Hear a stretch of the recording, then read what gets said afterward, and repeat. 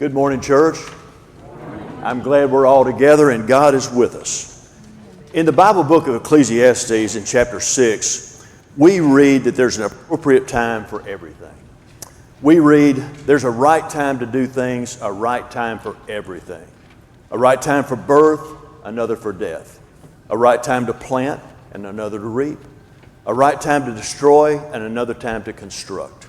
A right time to cry and another to laugh. A right time to love and another to abstain. A right time to embrace and another to part. A right time to search and another to count your losses. A right time to hold on and another to let go. A right time to rip out and another to mend. A right time to be quiet and another to speak up.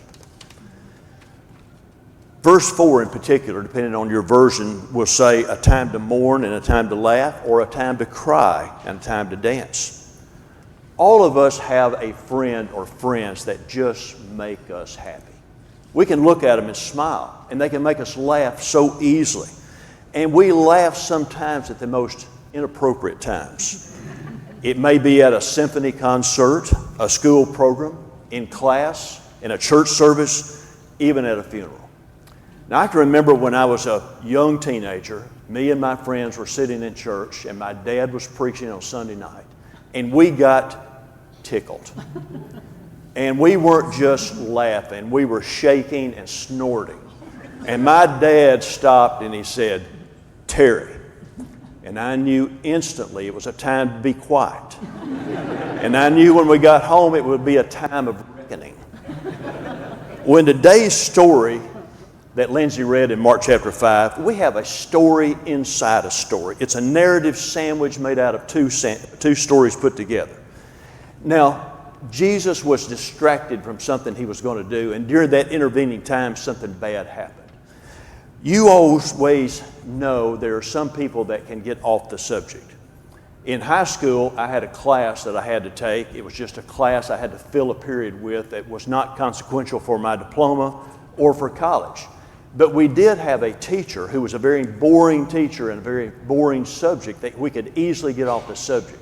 And all we had to do was talk about hunting quail or littering or conservation. And he could talk the entire period. And some 6 weeks we would cover so little material, there was not much to give a test on. But it was an easy class. This story that we read in Mark chapter 5 begins with a desperate dad named Jairus. He's a leader of the synagogue. He's an important man.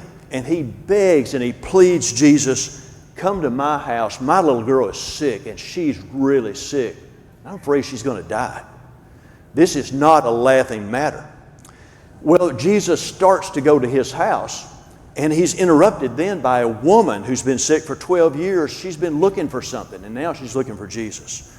Surrounded by a lot of people, perhaps hundreds of people, all wanting to touch and see and talk to Jesus. Jesus feels something. He feels a connection. He feels something leaving him and going to somebody else.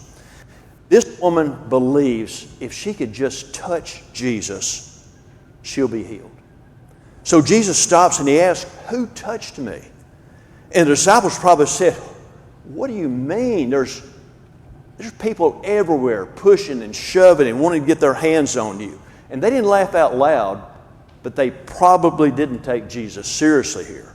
But in spite of the crowd, in spite of the disbelieving comments, Jesus heals this sick woman. Now the friends of Jairus, who had come to ask Jesus to go to his house to heal his sick daughter, more friends come from his house and they said, "It's too late. She's died. Your daughter is dead." Well, Jesus starts to his house. And when he gets there, he says, "Don't worry. She's not dead. She's just asleep." And right there in front of everybody, right in the face of Jesus, they laugh because what is this man talking about? These people were not the first people to scoff or to laugh at God or Jesus. Remember, Abraham and Sarah both laughed at God when he told them, "You're going to have a baby," because they were old. He said, "You're going to be the ancestors of a great nation." They laughed because the promise of God was impossible to comprehend from a human point of view. And just like Abraham and Sarah, the friends of Jairus with the sick daughter didn't take Jesus seriously because they know about death. Death is all too frequent, and death happens all too often. And they know about death. But we know, looking backwards, that all things are possible with God. And God is about to prove these people dead wrong. Jesus goes to the house of Jairus. He brings this girl from death to life. And so now we have this story of this little girl at the top and the bottom of this long discourse, and the story of the sick woman in the middle, inside the sandwich. And even though these stories are put together, they don't seem to be similar. And we wonder, what's the connections? Well, first of all, we read that the sick girl was 12 years old. And then we read that the woman's been sick for 12 years. So there's something going on here. There's important points to put these stories together. Well, let's look for something else. Jesus calls the sick woman daughter. Since this woman has a disease, a bleeding disorder, she's considered unclean. And by touching Jesus, she would automatically make him also unclean. When Jesus goes to the house of Jairus and touches the dead girl, he's touched a dead body. He has become unclean. So he dares to touch both of these people. The touch of Jesus instead makes both of them well, but makes him unclean. Or does it? Two outsiders, both considered unclean, become daughters of God. But in these stories, in this story, we find the power of faith. Faith is a power. Now, you know about placebo effects. In the old days of medicine, if a doctor didn't know what was wrong with somebody and they thought maybe we just had a hypochondriac, they would give what was called a sugar pill, a placebo. It had no medicine in it. And sometimes the person taking the medicine would think, I'm getting better, and they really got better. Even now, when a doctor has a patient with unspecified symptoms that can't be identified with a certain problem, and they complain of headache and stomach ache and muscle aches and they can't sleep, perhaps they'll prescribe something and they'll tell the patient, I think in a week or two you're going to feel better. And many times they do, because they think they're going to feel better. So they feel better. The power of belief is so important to healing. Well, the story today is a faith story. There's no placebos in these stories. The sick woman had the power of faith. She'd been sick for 12 years. She felt she was an embarrassment to herself, her family, to other people, because she had this sickness. According to Jewish law, she was unclean. She couldn't go to the temple. She was an outcast, a reject. And people may say, I wonder what she's done for God to afflict her with this disease. Or maybe somebody else will say, you know what I heard about her. So she was the object of scorn and stories and ridicule. She had been to every doctor she could find. She'd spent all of her money, and she was still sick. But this woman heard about Jesus and what he had been able to do during his ministry, and she was convinced that Jesus could heal her. And perhaps this started as a magical, superstitious belief on her part, in her, that she thought, if I could just see him, if I could just touch him, if I could just talk to him, I know he can do something. She had absolute faith that Jesus could heal her. Well, she finds Jesus, but there's this big crowd around him. They were all jammed up around Jesus, and she was unclean, and she couldn't go around other people. They were all jammed up to Jesus, shoulder to shoulder, pushing and shoving, trying to get an autograph or maybe taking a selfie with Jesus. And we read she came from behind Jesus where he wouldn't see her, and she just touched his robe. And instantly, she was healed. It was like magic flowing from Jesus to her. And Jesus turned around and said, who touched me? And the disciples may have laughed.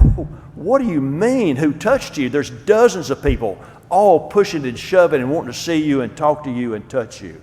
And Jesus said, I felt healing power go out of me into someone. So, who touched me? He turned around and he saw her. She couldn't hide. She came to Jesus. She knelt down and she cried because she was so afraid. And she said, I touched you. I was healed.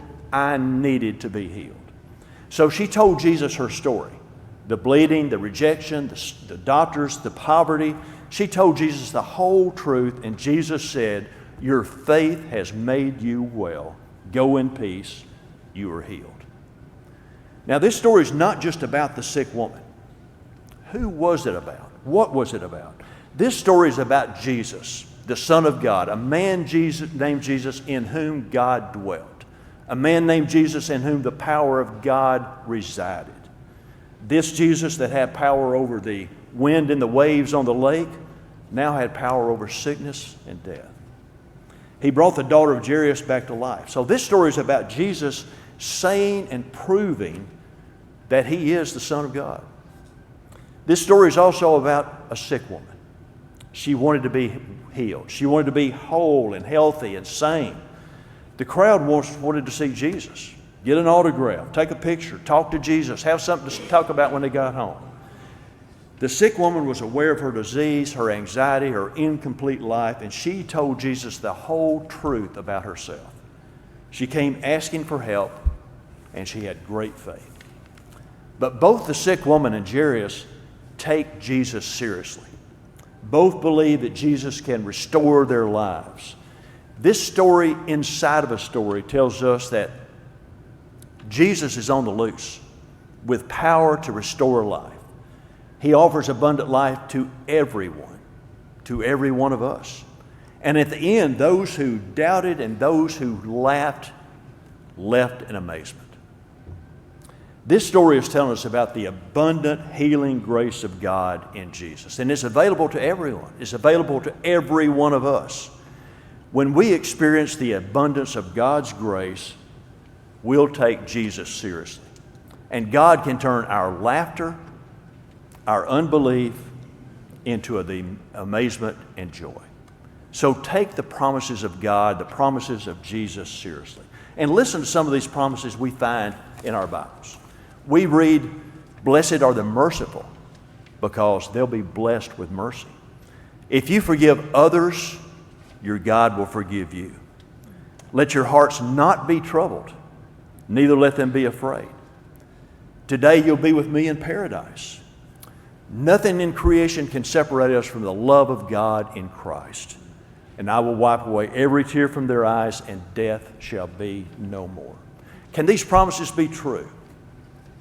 Jesus is not kidding. So this gospel lesson today is about two people who were healed. It's a story about Jesus who heals.